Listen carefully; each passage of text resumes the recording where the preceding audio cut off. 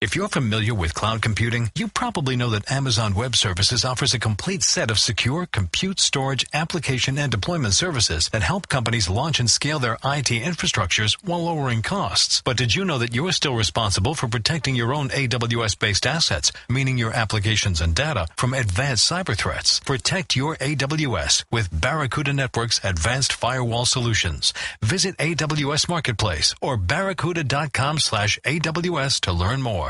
We welcome you in to another edition of NFL Live. Hey, glad you're here with us. Trey Wingo, Adam Schefter, Teddy Bruschi, and the coach. Yes, sir. The coach. Oh, stop it. Herm Edwards. Week 14 gets underway tonight. We'll get into that game in a minute, but as we just alluded to, so does a search for someone to run the personnel department. 1 win, 2 seasons. That's why Sashi Brown is out. Winless with 4 weeks left in another lost campaign. The Browns fired Sashi Brown on Thursday, getting rid of their top football executive who was unable to improve the franchise. But as we said, head coach Hugh Jackson, for the moment, is safe and will return for 2018 despite a 1-27 record as the head coach in Cleveland. The Browns, deep breath, have used an NFL-high 8 different general managers since returning to the NFL in 1999, along with 9 different head coaches. That's pretty laughable. The executives either. Well, there's all kinds of things that it doesn't include. A lot of people. That's pretty laughable relative to the number of the Steelers, Ravens, and Bengals have used over that time frame. Pittsburgh has had 2, while Baltimore and Cincinnati have had only 1. Adam Schefter, I would say it is very unusual to have a firing on a Thursday, especially for a GM or executive VP, a person, however you want to apply it. Why now? Why did they decide the reasoning was now? I think a few reasons. Number one, they had been looking into other GM candidates all along. And much like the Giants knew what awaited them at the end of the year, they figured there's no need in wasting time if you know that you're going to go in that direction now. Plus, there's another team out there, the New York Giants, that's looking for a GM. So you might as well get your hat into that ring right now and start figuring out what you can do at this point in time. I also think that, look, Hugh Jackson, Sashi Brown, coaching staff, front office, on different sides. And the Browns knew that they had to make a decision here and choose one or the other. And in the end, they decided to go with Hugh Jackson over Sashi Brown in the front office. There'll be more changes in the front office as well. Hugh Jackson gets to stay on. The Browns can commence their GM search right now.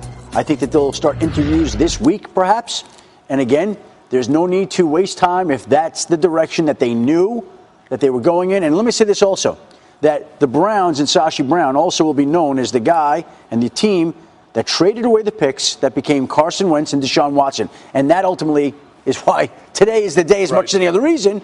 But the guy that gets to come in there takes over a team with a young talent base, with 6 extra picks in April, including what is going to be the number 1 overall pick, and $100 million in cap space. This, if I can cross over for a moment, is akin to Sam Hanke being fired in Philadelphia, Brian Colangelo getting to come in and take over a team that's built to succeed, particularly in a division that's getting old fast, where the Browns actually have an opening to be good for years to come.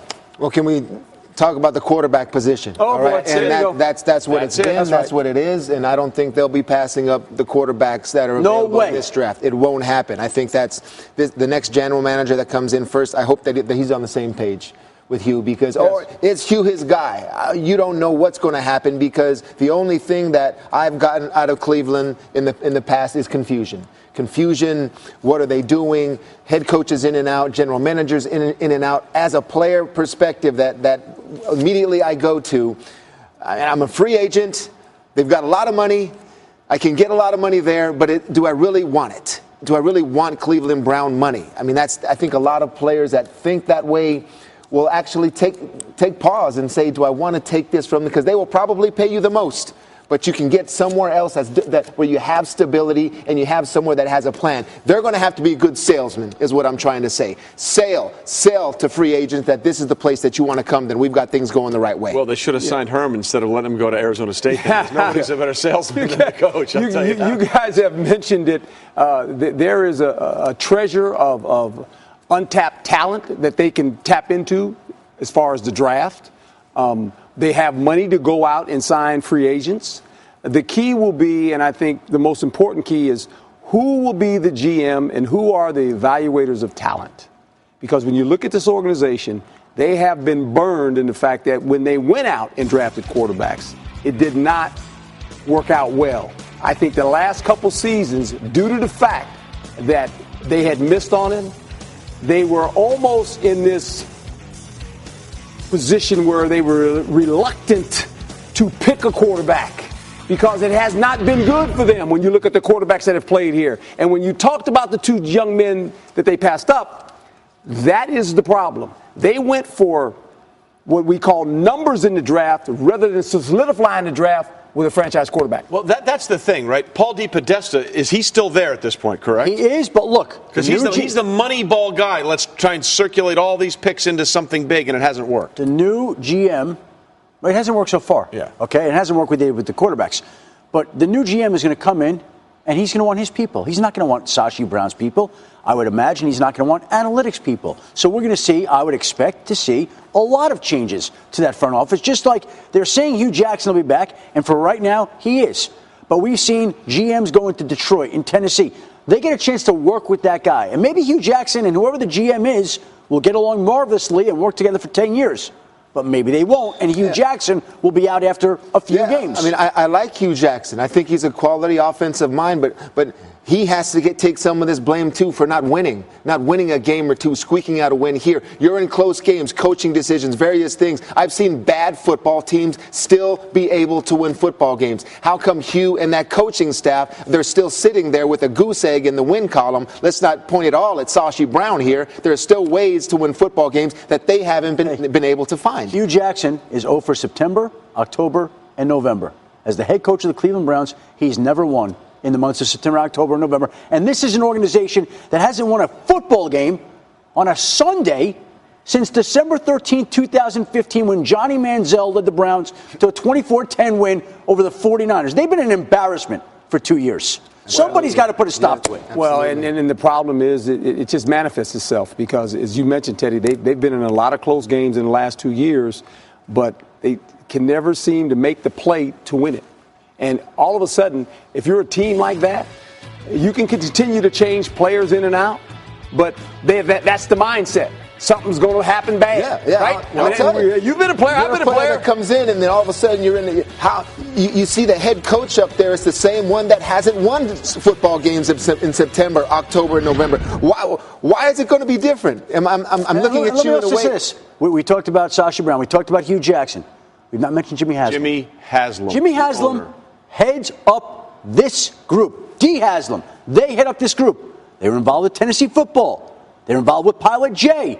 That's in the news. There's a lot going on there with a lot of different groups. So when you talk about this, it starts there. It starts there. What are your priorities?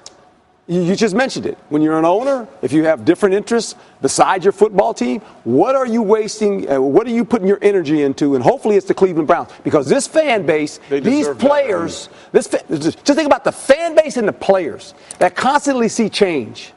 Constantly. Give them an opportunity to win games. Let your fan base say, okay, we're finally headed in the right direction. We seem to say that about every 3 years. Well, every 2 years, every 1 year. Well, look, there's one coach, I think it was Shermer, didn't last a calendar year, right? He was less than 365 days on the job. By the way, Browns head coach Hugh Jackson now speaking. He had this to say about Sashi being let go. All things are difficult decisions. Sashi is a good person and a heck of a worker. Those decisions are made above me, Reed Haslam. Don't think there's any good about that. He was giving his all. So look, we can hash this out. He also added something else. What else did he throw in there? He also added something about Jimmy Haslam saying that he would be back, announcing he'll be back for the 2018 season. I appreciate Jimmy saying that. My focus is getting the team turned around. I haven't been able to do that yet. Now, let's bring in. Guarantee that? You can't. I know he's the owner, but you get a guy coming in that has his own. Well, this is what I want. You want me? Well, I need to have my own guy. I mean, how can? But maybe that's set up to the problem that Adam was just talking about. Let a GM be a GM. Let a coach be a coach. Not everybody has a situation. They say they're going to be patient. He's telling the GM that this is going to be your coach. Now, he's not giving him the control for that right now as it is. Well, and maybe the new GM says, you know what, I'm going to let you have another year, similar to what happened in Detroit, right? They bring in a guy from New England, obviously, Quinn, and Quinn. He said, "Okay, let's look at this." So look, there are leadership issues with the Browns, clearly, and as you guys alluded to, there's also quarterback issues for that. So let's bring in our quarterback, Hall of Famer Steve Young. Steve, I have a list here going back to 1999 and the quarterbacks that the Browns have taken and the quarterbacks they could have taken. We can go back when they took Tim Couch, number 1. They could have had Donovan McNabb. He was there at number 2. In 2000, the last quarterback taken before Tom Brady, the Browns took Spurgeon Wynn. In 2001, they took Gerard Warren. Drew Brees was available to them. He went 32nd. The list goes on and on. They took Kellen Winslow 6th in 2004. They could have had Ben Roethlisberger. At the end of the day, the Browns at some point have to find a quarterback that they can count on to lead this team, right? But Trey, it's kind of chicken or egg because quarterbacks know you need help. You need a platform to go perform. I mean, Ben Roethlisberger in Cleveland, or Donovan McNabb in Cleveland. Like, part of it is the infrastructure, and that's why if you're going to clean house, to me, everyone in the parking lot, nobody gets back in that building. But who's going to decide who's going to come back and what's our culture? Who are we? And if we have an owner that's kind of not day to day or not. Look, to me, the team, the organization that is the model for in the 2020s is the Seattle Seahawks. Call John Schneider, call Paul Allen, call Pete Carroll. Find somebody who can get a strategy for a holistic approach to how you deal with human beings as a football players, and then bring that person in, and then tell me that you've got infrastructure to go find the quarterback. And I think all those names you said, I don't know that they couldn't have had a career somewhere. And there's no question that they weren't very good, but there is something about building that infrastructure, and it's not there right now. So everyone in the parking lot, find someone who really, to me, has that holistic approach, someone you can really believe in to run the team for the general manager, and then you're going to have 3 or 4 quarterbacks this year that I think are pressure tested, that I think are going to be, you're not going to fail. It's not going to be an ultimate fail, but you've got to have them come into something. And to Adam's point, they have a lot of young players, a lot of young talent. Give me somebody who can put it all together, because football is an emotional game. And if people don't believe, they don't play as well as a group. If they do believe, you've seen what happens in Seattle, what happens in Philadelphia over there, or what happens in New England. It's because they have the infrastructure, they have this platform, and suddenly everyone's better because of it. Steve, I think you hit the nail on the head here. There is very little reason for many Cleveland fans to believe at this point, and that's the hopelessness sort of that this situation has fallen into. Steve, stay with us. We'll check back with you a little later on this edition of NFL Live, but there's a lot to get into here, not only with the Browns, but also with everything else going on. Steve, we'll be back with you in just a minute. Meanwhile, big game tonight in the NFC South. Drew Brees, Matt Ryan hitting up for the 18th time, tying for the most common regular season matchups between two quarterbacks in the Super Bowl era. New Orleans looking for its 6th 10-win season under Sean Payton. Let's put that in perspective. Prior to Sean's arrival in 2006, the Saints had 5 10-win seasons in franchise history. He could have more by himself when he's there since 2006. And Matt Ryan and company look to bounce back from that that loss last week where they were held to just 9 points at home. Falcons haven't been held under 10 points in consecutive home games since 1977. So for more on this matchup, let's bring in Jeff Darlington live from the Mercedes-Benz Dome. Listen, Jeff, the home field advantage that we thought the Falcons might have in their new building just hasn't happened yet. We talked about the offense that was nowhere last week against a very good Vikings defense. How do they get their mojo back this week? Well, it's interesting you mentioned Mercedes-Benz Stadium. By all means, a very beautiful venue. But something that came up this week with Dan Quinn is he disappointed the fact that it hasn't been very loud in here. I was here personally last week doing sidelines for ESPN Radio, so I was down in the middle of it against the Vikings, and I can attest it didn't feel very loud. Chunks of the stadium out wandering around, checking out the new digs, and as a result, Quinn's saying, we got $1 billion stadium, we need to throw $1 billion party. He did point out that he wasn't necessarily overly disappointed, but he did say, let's get rid of the coasters. People are using too many coasters. We got to throw a bash in here, get loud like we used to get in the Georgia Dome. Something to watch here. They do want to gain some home field advantage here in Atlanta as they do move toward a potential playoff push. It's interesting. That was the same situation when they opened up Jerry World in Dallas. Everybody was just looking at the scoreboard and everything else. It took a time to get it going. But I love Jeff always brings something interesting. Let's get rid of the coasters. That's the problem for the Atlanta Falcons at home. All right, Jeff, let's talk about this Saints offense. Look, it's always gone through Drew Brees and his throwing. But this year it really starts with that two-headed running back situation of Mark Ingram and the incredible rookie Alvin Kamara. No doubt. And the fact that Dan Quinn pointed out, if you like running backs, this is a game for you. That's pretty funny when you've got Drew Brees and Matt Ryan at quarterback in this game. But you mentioned him. Alvin Kamara, he is the stud of this rookie class, perhaps unexpectedly. Tied in the NFL with touchdowns with Todd Gurley. Furthermore, though, it's the yards after contact that he's gained. Quinn said this week that what he's so impressed about with Kamara is his balance. Something that they've emphasized in practice this week for the Falcons is making sure that they finish those tackles. That's what Kamara has been doing so well, and that's what, if he can do well again, could continue to give this Saints team a lead in this division. Currently, the Falcons 2 games behind them, so this is a big one, guys, on Thursday Night Football. Yeah, they pretty much have to have it for any chance to win the division. All right, Jeff, thanks. We'll see what happens tonight in the NFC South showdown between those 2 teams. Hey, just how effective has that Saints running game been this year? Well, only 2 running backs are gaining over a full rush yard before a defender even gets close. Both of them play for the Saints. Alvin Kamara, 2 yards per rush before a defender gets to him.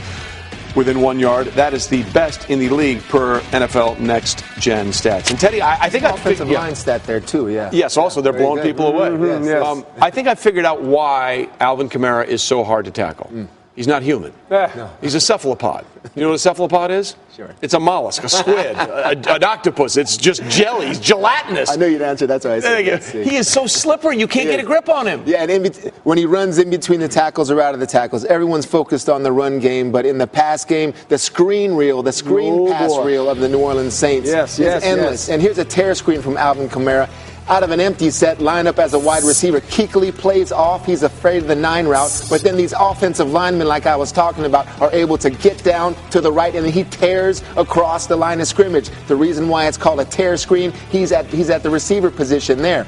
There's the classic screen where the running back comes into the line of scrimmage. The offensive line lets the rush go. The running back turns around, gets the ball, and then there is the offensive line out leading the front. This is the classic screen, too, with Kamara in the background, in the backfield. He can do so much after the ball. There's the balance that Dan Quinn's talking about right there. Never assume that this guy is on the ground. The swing screen, probably the easiest of screens that the Falcon defense will have to be ready to. Quick little swing pass to the right. The offensive lineman lets the defensive end come up the field.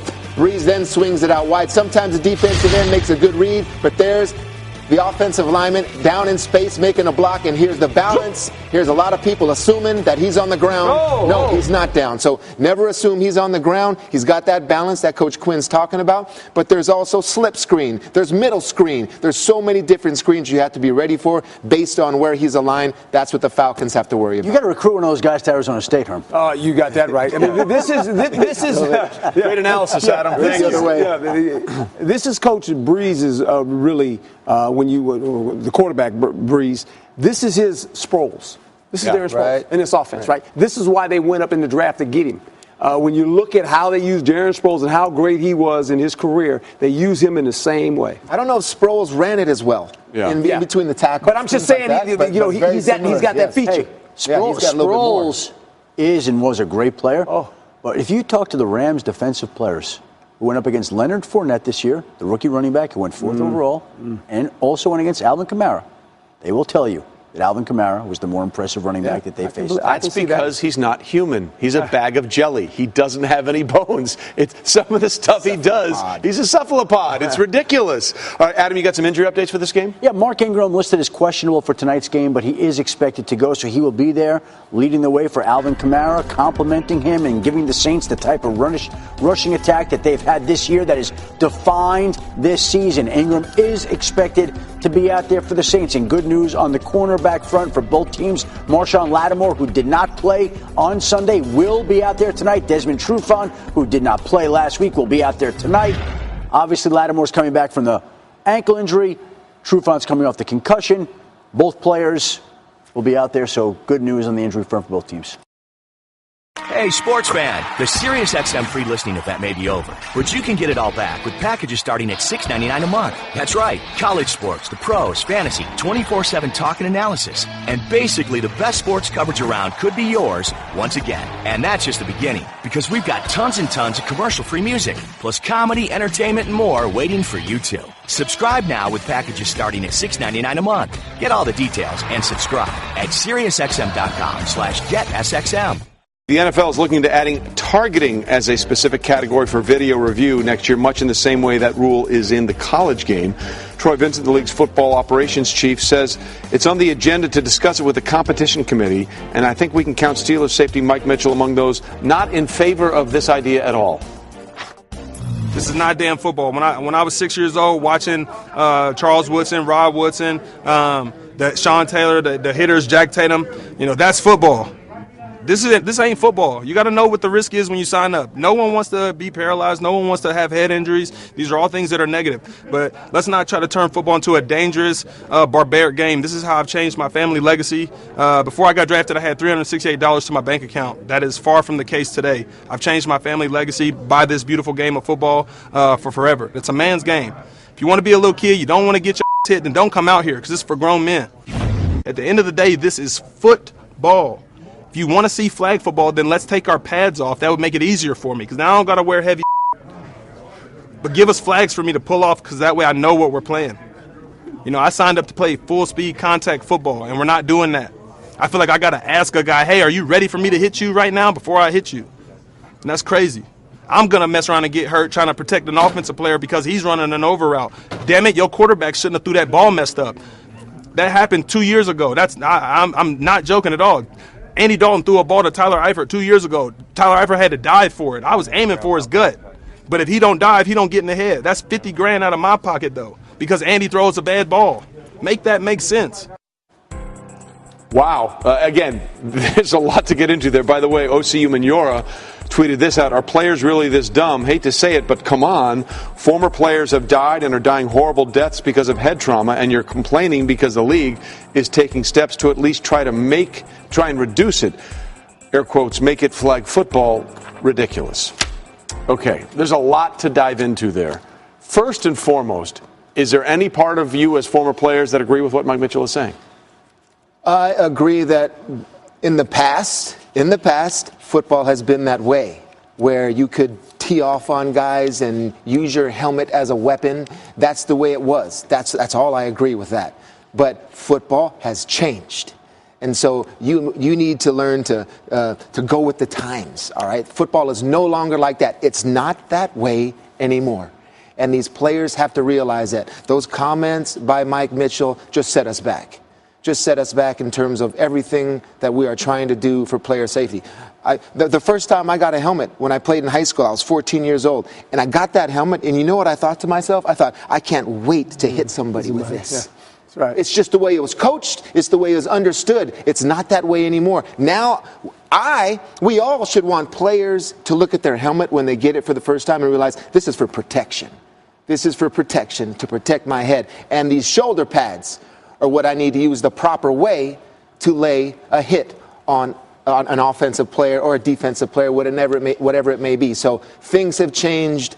Mike Mitchell, I feel the emotion and I feel the frustration in his comments. I can feel it, man, but it's not that way anymore, and you got to learn to play. Old school. It's old school. It's not old school. It's not like that anymore. Well, and Teddy makes a lot of great points, and I can feel the passion in Mike as well. And look, the game is still competitive violence within the framework of the rules.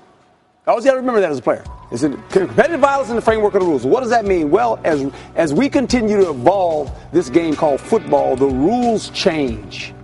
And it's hard for some guys to obviously abide by those rules because their intentions are defensively is to knock a man off his spot with intimidation. We get that. Okay. With that being said, I think the helmet is out. It is out of football, period. At every level. And I think young people today will learn that as they continue to play that we don't tackle with the helmet anymore. We tackle with our shoulder pads or our breastplate. With that being said, when I used to coach players, this was my number one pet peeve with a player. Look, when you're a defender and you're going after the ball, the ball will take you to the guy that's trying to catch it.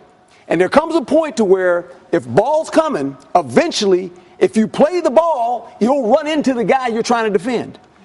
Certain guys, when you watch the tape, as the ball is being thrown, they see the ball, but then they go right to the man. They panic. And it puts them in a position where it better be a bang-bang play or it's going to be a foul. Right. And this occurs every Saturday, Friday night, and on Sundays in football.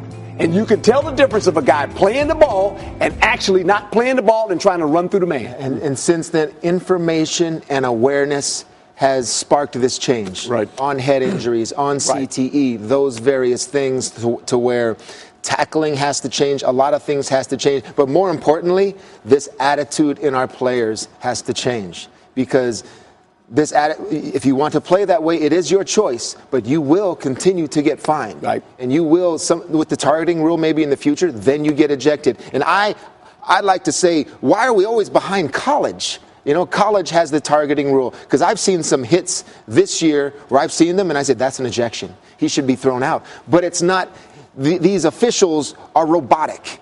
They just follow the rules. Well, I can't throw him out for that, even though, my gosh, he just tried to take that guy's head off violently, and it was intent, and I see it in everything, but the official won't do that because he can't. So now that they have that, maybe you'll see it more, because that's the only reason how these players, like Mike Mitchell and a lot of others that have this old school mentality, you'll see that it's changed. And you need to get kicked out if you need to do this, because you can seriously injure another player. All right, so Adam, how close are we to having this targeting rule on some level? Because there are a lot of critics of it in the college game and how it's used perhaps incorrectly to get people out of games. And how close are we to having this in the NFL? And what's the problem if we start ejecting people? Because you got 80-plus players in college. You only got 46 that are active on an NFL roster. Not even that, 21 on defense. Yeah. Listen, the competition committee is going to talk about this in the offseason, and typically if they're bringing it up now, it's going to garner a lot of discussion. When the competition committee met last offseason, they made it a point of emphasis to say that flagrant hits in the game are going to result in ejections. So we've begun to see that this year, because 9 players have been ejected this year, whereas there were none last year who were ejected. So now they're talking about the target rule, an instant replay for hits, and a infraction schedule, which would provide some consistency, which I think is one of the big complaints that everybody has, is that the league hasn't been consistent. We see Rob Gronkowski come in WWE style, and we see Juju Smith-Schuster on the field engage in a block of a defensive player, and there are people who say, are those the same thing? Both are one game?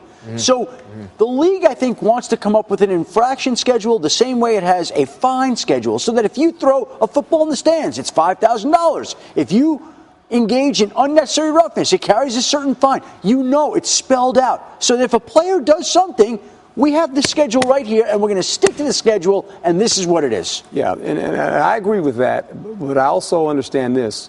You have to be very careful. You're walking a fine line when you're talking about ejecting players where you think that the intentions were to harm a guy, because you're starting to start taking star players off the field. That's not good for the National Football League, by the way. Look, you dress 21 players, sometimes only 20, right? On defense. On defense. Yeah. It's 46, but it's really not 46.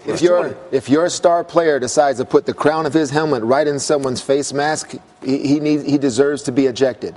And I've seen star players, great defenders also this year, targeting perfectly, shoulder right to the chest, and such a great hit that you just, I admire those type of hits now, because it's hard to do. It's so hard to legally just get those contacts that you want, but it is possible. It is possible to do. I think this, Teddy, and I agree. There's some hits where you go, that. I think there has to be a pattern here. If a guy is a repeat offender, I see that. But first time, I would be careful with that. I would just be careful with doing that. You're going down a road that you go. You see what I'm saying? Yeah. They're going down a road, Teddy, where it's like, wait a minute now. Yeah. Because let me ask you this too. Think about the burden on the official. Like they don't have enough to deal with, right? I mean, can you imagine in a championship game and that occurs and you say you're out? Really? That's you got to be careful. Yeah, but I always say this about the officials. People are so critical when they miss something. Think about all the calculations all those officials have to make on every single play in split-second real time. You can understand how things are missed. So that's one side of what we saw over the weekend, those big, vicious hits that were within the field of play. Then there, of course, was what happened between the Bills and the Patriots on Sunday up at Orchard Park when, after the play was over, Tre'Davious White, the Bills corner, had intercepted a pass off Tom Brady intended for Rob Gronkowski. He was down, out of bounds, had already been touched down by a former player, and Gronk, of course, came over the top and gave him the forearm shiver. Tre'Davious White, who has now cleared the concussion protocol, speaking about that hit today. I did what he wanted to do, man. He is what he did. Dirty shot. So what they make him, dirty player. Simple. What have you heard from Rob since? I want to hear that from him. So he said he apologized to you. Is that not true? To you. He apologized to you in the locker room afterwards. He said, "I'm sorry, the 27." Does that mean anything? No. His intentions were what he did. So, no. Obviously, he's not having any of that apology. This is a. They play again in a couple of weeks. Well, no, this is bad. This is bad for the league. We saw the Oakland, Kansas City deal with two Pro Bowl players going at it. We see Gronk. Oakland, Denver. Yeah, yes. Excuse me. Oakland, Denver. Excuse me. We saw what happened last week in Kansas City. We saw the Gronk situation. Here's the problem for the National Football League.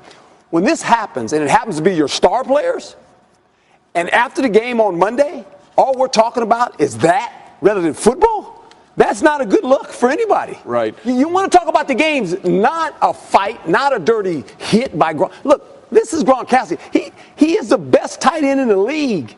For him to do something like that, and I know we get heated, I know we get emotional, but you can't go to that level. This is the National Football League. This is the highest league you play in. This is a different level. This is different than what Mike Mitchell's talking about. Yes. These are apples and oranges here. I haven't seen anything like that since, even when McMahon, I think, got slammed. Who were they playing? The old Charles Bears. Martin. Yeah, Charles Martin. The Green Bay Packers. When the play was over and McMahon had thrown the ball and he lifted him by the waist and slammed him on the ground. So, Belichick has addressed this, okay? Gronkowski has addressed this. I guarantee you this won't happen again. Yeah. I think it's also very, very critical on how your head coach handles these things and handles these players. Belichick was talking about this week about the emotions of his players. So this has been addressed, and Rob has also expressed his apologies to it.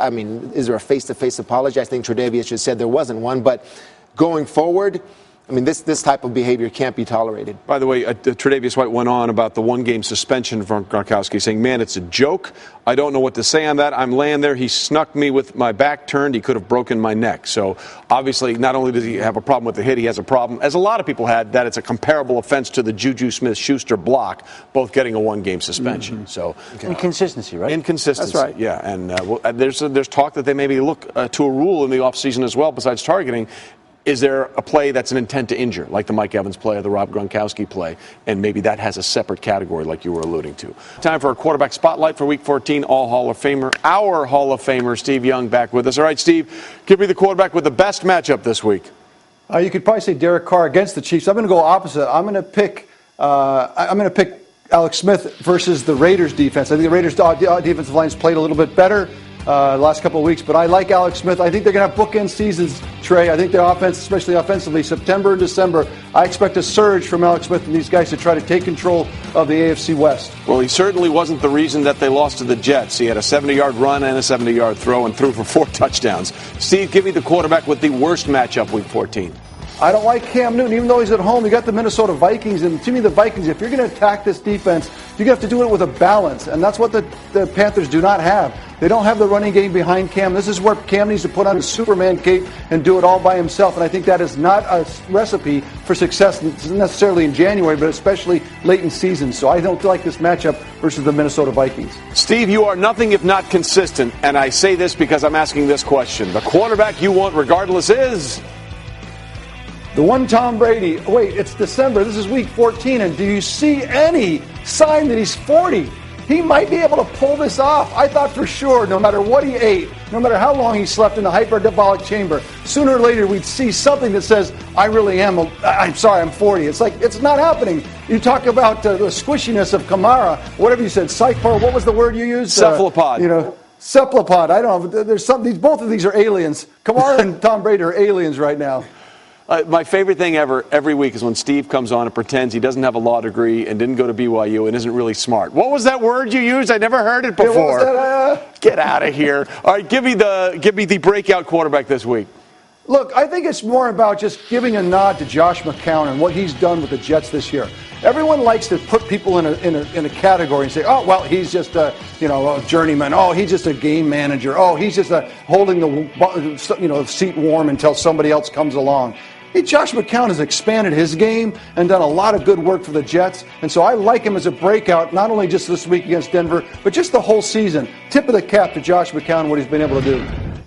All right, Steve, thanks. We'll check back with you later to see who you like tonight in the matchup between the Falcons and the Saints. Let's go to Adam Schefter. Now, Adam, what's the quarterback storyline you're following this week? Well, Trey, we've gone from one former 49ers quarterback to following the current 49ers quarterback, Jimmy Garoppolo, who was very impressive in his first start with the Chicago Bears on Sunday. Now we'll start at the Texans, coming off a performance in which he threw for almost 300 yards, made some throws that people in the 49ers organization marveled about and really showed why this team gave up a second-round choice. We get to see Jimmy Garoppolo down the stretch as the 49ers starting quarterback, and it'll be fun to see how much more he can continue to grow and grasp in that 49ers offense. All right, big decisions for them in the offseason, too, Adam, with the quarterback situation and what to do with Jimmy Garoppolo. Thanks very much. Matthew Berry is here, sneaking into our studios. We're getting into the fantasy playoffs here, right? Yeah, this is the opening week. All right, so give me the quarterbacks you love this week, or the quarterback you love this week. Yeah, it's Phillip Rivers. He's been red hot recently. No question about that. Back-to-back games with over 340 passing yards, a completion percentage of over 70%. Since Rivers' Week 9 bye, he's had over 15 fantasy points in every single game. That includes games against the Jags and the Bills. And you think about this Redskins defense, so beat up. They've allowed multiple passing touchdowns in 4 of the last 5, over 295 yards and multiple passing touchdowns in 3 straight games. Rivers locked in as a top 10 play this week. Okay, so if you have Phillip Rivers, Matthew feels good about your playoff chances in fantasy. If you have this next quarterback, I'm not sure he does. Yeah, not feeling great about Cam Newton. Look, you heard the Hall of Famer Steve Young just talk about him, right? This is a tough matchup against the Vikings, who have allowed the 6th fewest fantasy points per game to opposing quarterbacks. Last 5, they've allowed a total of 3 passing touchdowns, less than 220 passing yards per game. Everyone talks about Cam's rushing. Well, the Vikings have allowed just 56 rushing yards by quarterbacks this entire year. 56 yards this entire year. That's obviously lowest in the league. I just don't see Cam Newton going in there and putting up huge fantasy numbers. He's outside my top 10 for the week. Well, look what they just did on the road to Atlanta and Julio Jones and Matt Ryan the last week, right? Yeah. Yes. Xavier Rhodes might come up later in the show. Just a little hint. We'll look forward to that. Matthew, thanks very much. Yes, sir. I just saved hundreds of dollars by switching to Geico. I've never felt more alive. Disclaimer. Geico cannot guarantee you will feel more alive. You either possess functioning respiratory and circulatory systems, or you do not, or you are a zombie. If you are indeed a brain-starved zombie and you would like to save money on car insurance, the Geico legal team applauds your excellent life choices, even in your shambling afterlife. But we strongly encourage you to visit geico.com or download the Geico app. Please stay a minimum of 500 feet away from our large and presumably delicious, delicious brains. Geico. 15 minutes could save you 15% or more. Press coverage now with another injury update from Manish Mehta of the New York Daily News. Jets wideout Robbie Anderson limited in practice after injuring his hamstring today. We'll see what his availability is going forward for Sunday. And we start our pass catcher spotlight now here on NFL Live. Herm, give me the pass catcher with the best matchup out there week 14. What is it? Antonio Brown. And Antonio Brown has to play well down the stretch for this Pittsburgh Steelers group in the fact that they're in the playoff mode. And this guy, this is when the great players show up. These last 4 games, they understand, and look, we are in a position now to maybe create home field advantage all the way through. The star players play well this month. They understand what time it is. It's time for me to shine, and guess what? He's going to get a lot of opportunities to do that. And he's doing that with that sore toe. Yep. It did well Monday night. We'll see how it happens on a quick turnaround. Teddy, worst pass-catching matchup? We're not high on the Panthers today. I tell you, it was Cam Newton the last segment with the quarterbacks, and I'm going to go to his receiver, Devin Funchess. These Minnesota Vikings, they don't allow big plays. They don't let you get down the field. They keep everything in front of them, and Cam's already just about 2 for 12 in terms of 20-plus yard passes to Funchess. I think it's going to be a long day for him. That rush is going to get after Cam. Fun to have a long day. All right, Herb, the pass catcher you want regardless. Kind of a hidden secret, Keenan Allen for those L.A. Chargers. Boy, he is on a roll. I'm talking a big roll. He's had 3 consecutive games with 10 receptions. Think about that, for 100 yards and scored 3 touchdowns. So this guy is on a historic roll for a wide receiver. And this Charger bunch, they are rolling. Phillip Rivers is just slinging it all over the yard. He's just throwing that thing, Teddy. This guy is catching a lot of those footballs, boy. They're fun to watch right now. The thing with Keenan was his health, and now that he's healthy, he's been playing absolutely great. Teddy, breakout wideout. Trey, we need some good news in Cleveland. We do. We need some good news. Victory. I'm going Josh Gordon. I'm going Josh Gordon to break out. They gave him a bunch of targets last week. He seems like he still knows how to play receiver. Yeah. And last I checked, he's still big, strong, and fast. And just 26. So, yes, against the Green Bay Packers, I hope, not on predict, but I hope, too, that he has a big day. They get him the football, and the Browns put some offensive highlights up on the board. They were determined to get him a touchdown. Yes, they were trying. They were trying. And they're going to try this Sunday again. Why not? You know who was determined to stop him? The Chargers defense. They've been playing really, really well. Adam, what's the pass-catching storyline you're watching? Larry Fitzgerald just keeps going and going. This guy he's the Tom Brady of wide receivers. When you look at it, basically every week, lights it up. Needs 26 receiving yards to pass his friend Randy Moss for third on the all-time receiving list. Get that. So Larry Fitzgerald is my storyline going into Sunday, about to make a little bit more history, the Tom Brady of wide receivers. Does he get in the first quarter? Yeah, he might. He might. Listen, it's been great to see what he's been doing the last couple of years, and obviously a very advanced stage for a wide receiver, and it looks like he's coming back for 2018, which is also great. Matthew, something's come between us. You're way over there now for love, hate, and the pass catchers. What do you got? Well, I got some love, and you know what? In the morning, I sent in, hey, here's the guys I want to talk to Jeff Wheatley, our great producer. I don't know who else is being chosen, but I have to tell you, I feel pretty good that Teddy Bruschi also likes Josh Gordon. I think Teddy knows a thing or two about football, you know. Targeted on 34% of DeShone Kizer's passes last week. Josh Gordon, in his first game back, had the second most receiving yards of any wideout against the Chargers this season. And frankly, could have had a much bigger day if Kizer had been a little bit more accurate. Now he gets the Green Bay Packers, who are top 9 in the NFL in terms of allowing completion percentage on deep passes and deep touchdowns, including a league-high 5 deep touchdowns over just the last 4 weeks. Gordon, a top 20 play for me this week. Love him in fantasy. Got to start him this week. All right, what about who you don't love? Again, Teddy Bruschi, pretty smart guy, knows a thing or two about defense. I'm telling you, Devin Funchess going up against Xavier Rhodes. He's been terrific filling in for Kelvin Benjamin, or, you know, emerging since Benjamin's trade. But I think Xavier Rhodes shuts him down here. Vikings just so good in the red zone. They allow the 4th fewest red zone completions. No team in the NFL better than in red zone completion percentage than the Minnesota Vikings. You think about Greg Olsen making his return for the Panthers as well, maybe taking some of those red zone looks away from Funchess. As good as he's been, I think Xavier Rhodes, one of the true shutdown corners in the NFL. Funchess is outside my top 20 this week. Our running back spotlight for Week 14 in the National Football League. Teddy, let's start with you. The running back with the best matchup this week. Who is it? Let's go with Jordan Howard. Like it. Right, Jordan Howard, Chicago Bears. This guy is a tough tackle. He's second only to Le'Veon Bell in terms of yards after contact, so he's breaking tackles. And these Cincinnati Bengals are one of the worst tackling teams in the NFL this year. So Jordan Howard breaks through those holes. A lot of these tackles that the Bengals are missing, Jordan Howard's going to make them pay. So, big day for this young man, Coach. All right, Herm, give me the running back that you think that has the worst matchup. Todd Gurley, and he's playing that old Philadelphia Eagle defense. Fly, Eagle, fly. Third ranked and their first ranked versus the run. How about that, Teddy? That's why they get after the quarterback. You got Cox, Long, Kendricks, Graham. They are tough to run the ball on. This is going to be tough sledding for old Todd Gurley. Not good. Yes, this is good. All right, Teddy, who do you want regardless in the running back situation? I've said this before, I'll say it again. Give me Alvin Kamara. I mean, he just finds a way. In cephalopod? Cephalopod. Is that cephalopod? Cephalopod, yeah. He's slippery. Slippery. That's a flexible, and it's balanced. And if the run game isn't going for him, the screen game in New Orleans, he will get his production somehow, some way, and he'll find that end zone. A tough tackle. This young man's going to have another big day. All right, Herm, who's your breakout candidate in the How about Kareem Hunt? And he's playing in the rivalry game with the Raiders. And they got to get him the ball. And I'm talking about get him the ball as a pass receiver. That's how you start him off. Don't try to just run him up in the middle. Get him the ball on the perimeter. Give him some of those screens that we see Kamara obviously being involved in. This guy is a home run threat. He needs to have a breakout game against those Raiders at home. Well, we saw Tyreek Hill break out last week. Maybe this will be the week that Kareem Hunt breaks out.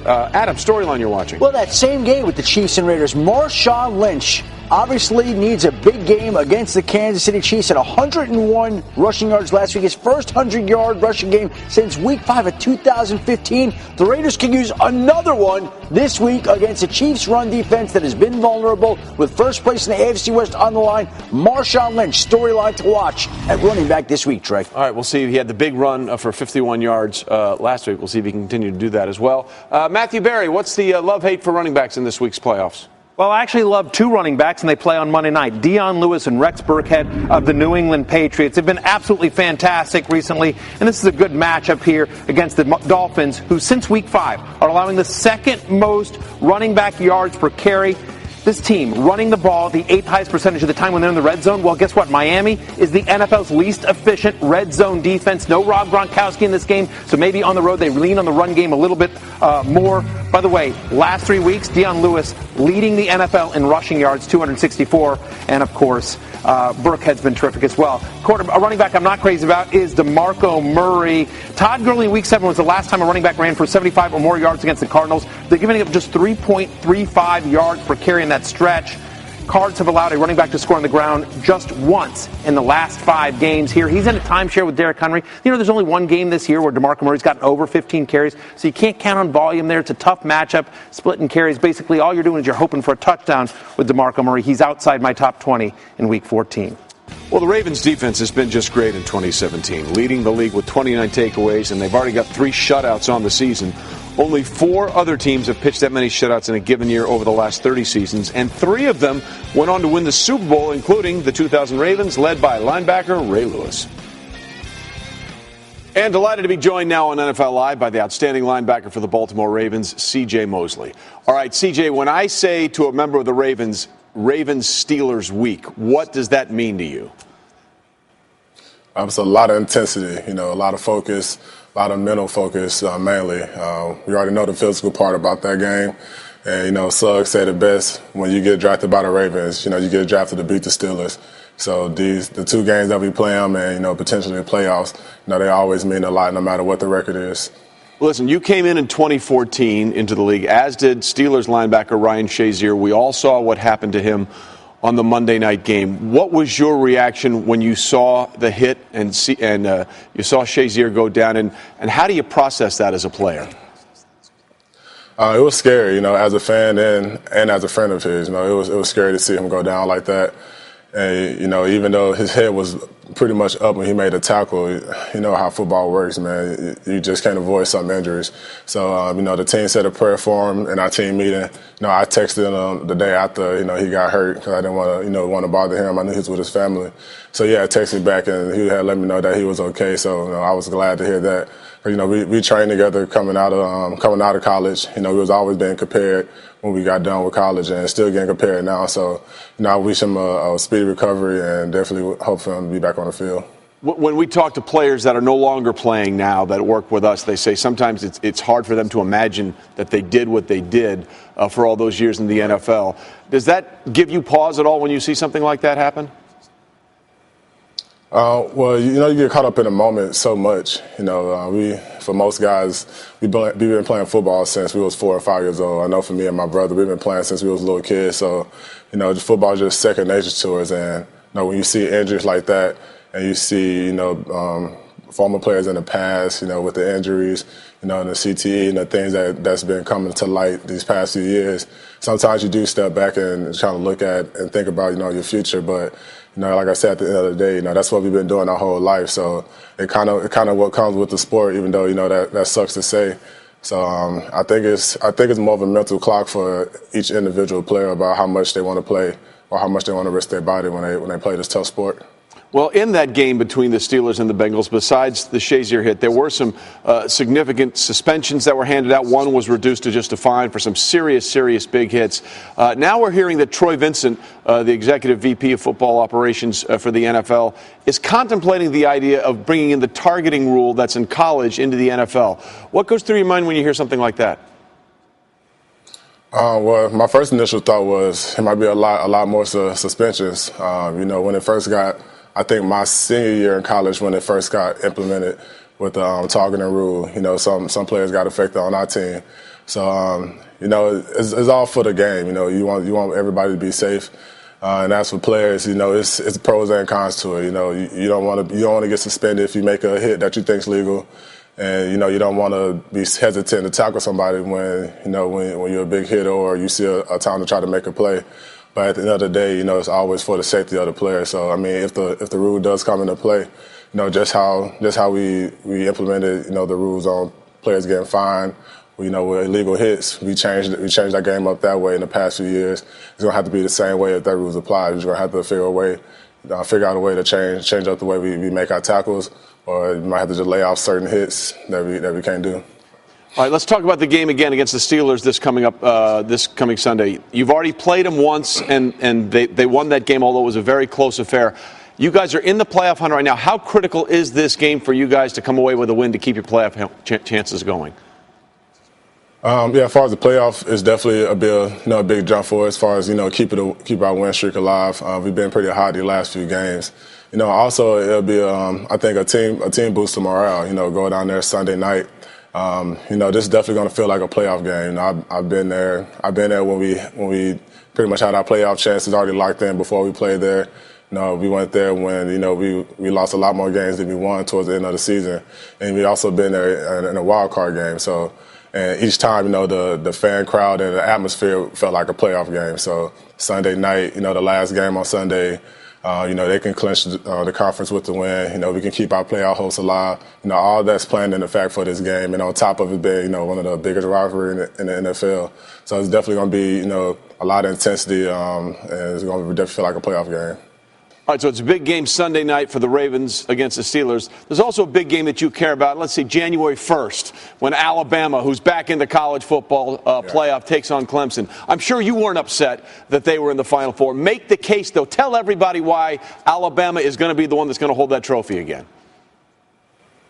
I think, the way we play our style of football, it's physical. And that's just the mindset that we have. Like right now, I know, we having camp practices right now. That's just the mindset that we go in. Everybody else, students, everybody go home for the December break.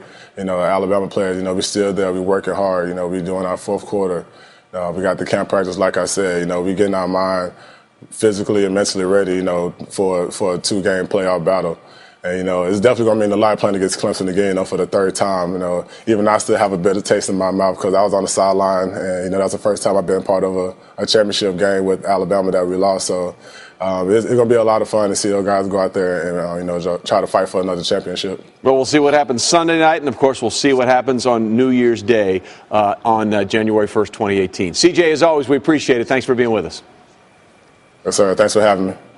All right, we told you earlier on NFL Live the Steelers released an update on the condition of Ryan Shazier, saying he had spinal stabilization surgery. Our Michelle Steele says this on Twitter. She just got off phone with a neurologist who consults with the NFLPA, asked him what he makes of Shazier's spinal stabilization surgery.